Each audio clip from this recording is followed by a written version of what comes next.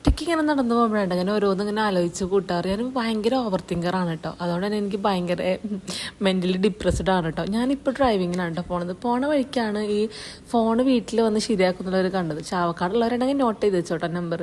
അപ്പോൾ ഡ്രൈവിങ്ങിന് എത്തിയപ്പോൾ അവിടെ ആകെ വെള്ളം, ആകെ മൂഞ്ചി അവസ്ഥയായി. അപ്പോൾ അവിടുന്ന് ഞാൻ കുറച്ച് നേരം ഡ്രൈവിങ് കഴിഞ്ഞിട്ട് പിന്നെ നേരെ സൂപ്പർ മാർക്കറ്റിൽ പോയിട്ട് എനിക്ക് വീറ്റ് ബ്രെഡും ഇതൊക്കെ മേടിക്കാനുണ്ടായിരുന്നു. കാരണം ഞാൻ ഡയറ്റിലാണല്ലോ, വലിയ ഡയറ്റൊന്നും അല്ല കേട്ടോ. അപ്പോൾ പോണ വഴിക്ക് ഒരു ചേച്ചി റോസാപ്പൂവൊക്കെ ഇങ്ങനെ വിൽക്കണതാണ് കേട്ടോ. മേടിക്കണമെന്നുണ്ടായിരുന്നു, പക്ഷേ എനിക്ക് ബസ്സിലായ കാരണം കൊണ്ടുപോകാൻ കുറച്ച് ബുദ്ധിമുട്ടാണ്. അപ്പോൾ ഞാനും ബസ്സിലിരുന്ന് ഇങ്ങനെ ആലോചിക്കുകയാണ്, നമ്മളെപ്പോഴും ഒറ്റക്കാണ് എന്നുള്ളൊരിത്. പക്ഷെ നമ്മൾക്ക് വേണ്ടപ്പെട്ടവർ നമ്മളെ കൂടെ ഇല്ലെങ്കിൽ നമ്മളെപ്പോഴും ഒറ്റക്കാണ് അല്ലേ.